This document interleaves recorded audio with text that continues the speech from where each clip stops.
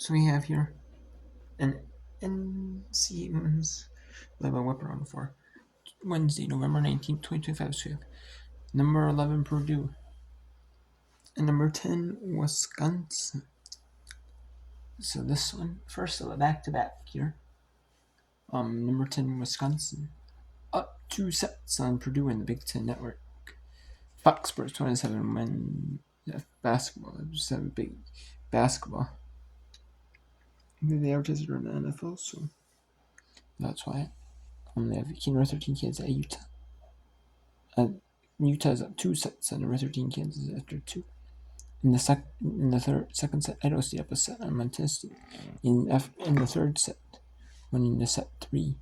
Sacramento State up 2 sets in Eastern Washington. And Idaho up 2 sets in important. California Stanford just going right. Then we have Morehead State swept UT Martin.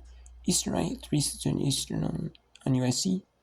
In the Missouri Valley Women's Volleyball Championship quarterfinal. And that's their campus sites. Then we have, unless the quarterfinals at like the site as like the semifinals, maybe. Winner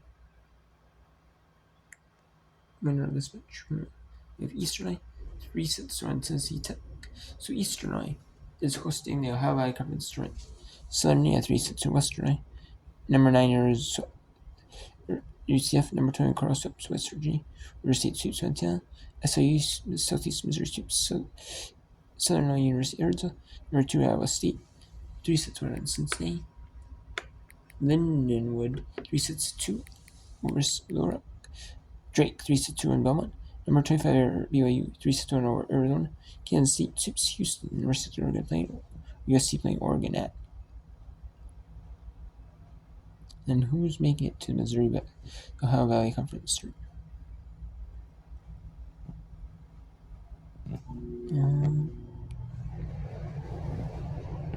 Turn off low power mode. Turn that off. We have in the first round SIU and Morehead State in the 11 a.m. on the 23rd, and then we have Tennessee Tech and Southern Indiana in the first round, matching up at 2 p.m. Eastern. And then at 5 Eastern, the quarterfinal, it's Linwood Eastern Illinois. That's Little Rock and Southeast Missouri's at 7 Eastern. So, yeah.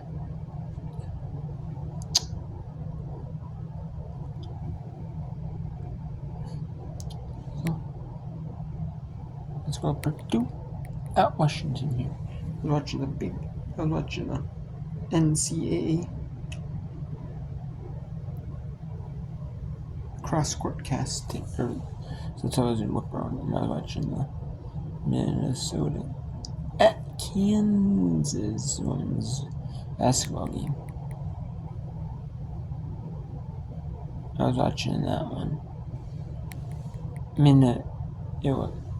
was watching that one. I was wanting to watch. I watched women NCAA individual tennis championships. They used to have the tennis in the spring, and they had the team championship and then they would have Division 1 individual championships. Like one day would be the team, one day would be individual, would be singles and doubles. One day would be individual. Now this way they have the individual one day, team in it. So if you're playing in like the team, and you're playing in like doubles or singles, one of the two, you're double dipping playing 9 days straight, or sometimes you play doubles.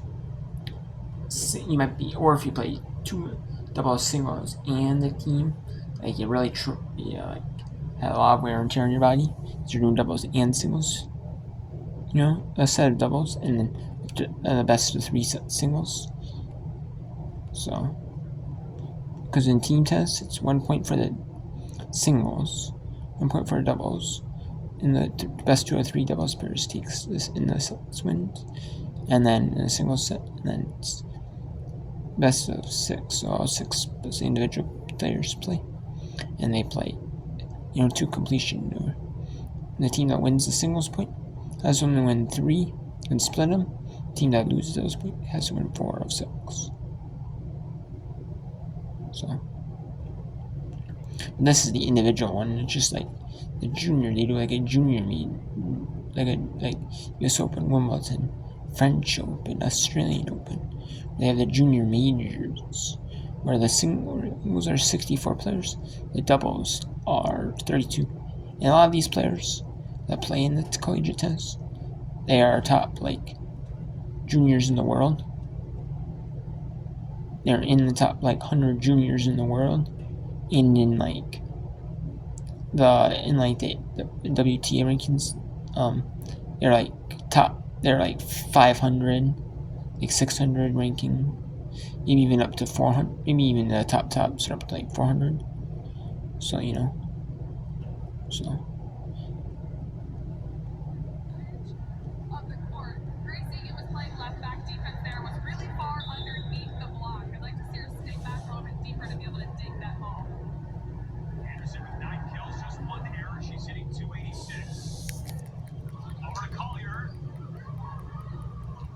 That's how.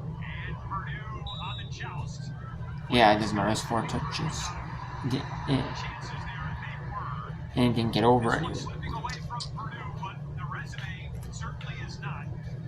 Stockpiled some really impressive wins in non-conference, and they have continued their run to a 13-3 start in conference play. You're going to see them in December, and they could still very well end up hosting the first 2 rounds of the NCAA. With a schedule 10, it's pretty good, Or RPF 10, it's just a good. It's pretty good.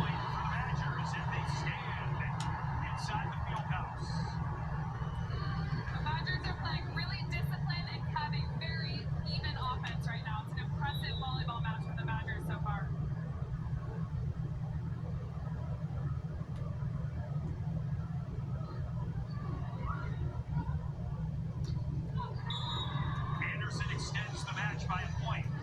10 kills for Anderson. 14th game with 10 kills. Anderson's a really strong outside hitter that even at this moment in the game when her team's down, she's going to try and find ways to score.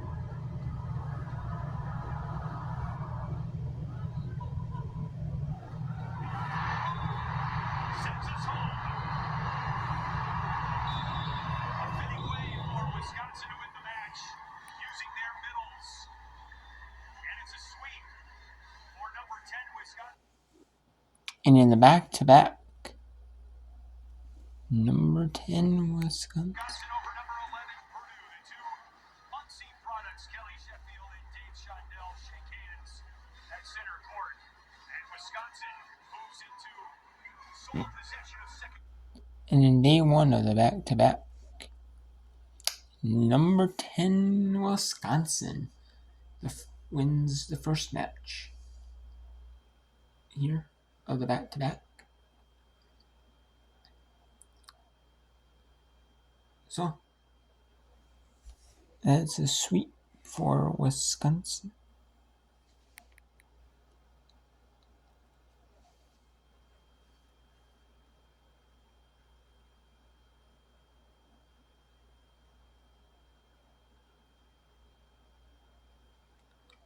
And let's go to some of these third sets here. We'll see which third set is. Its completion.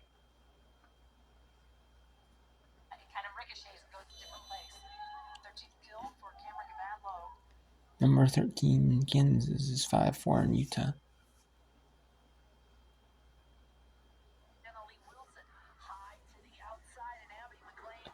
And 6 in conference on Idaho Montana State versus 5 and 9 in conference Idaho State. And Kansas is 11-14. Utah is 4-10. Utah is not going to be an NCAA tournament team. At best, they'll be an NIVC team. It could be like Arizona was last year.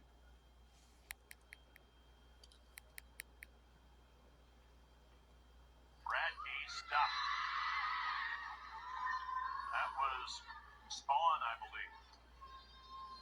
A good push by Spawn. She's able to elevate and stop that ball's progress, putting it right back down so Eastern's not able to make a play on the ball. Here you'll see it right there, perfectly done. I was going to say this is a local there. Script Sports is sponsored with Big Sky and the Big Sky team market. Big Sky, their Big Sky games, like football, and I know they're basketball. No, some of them are volleyball. Stations are volleyball.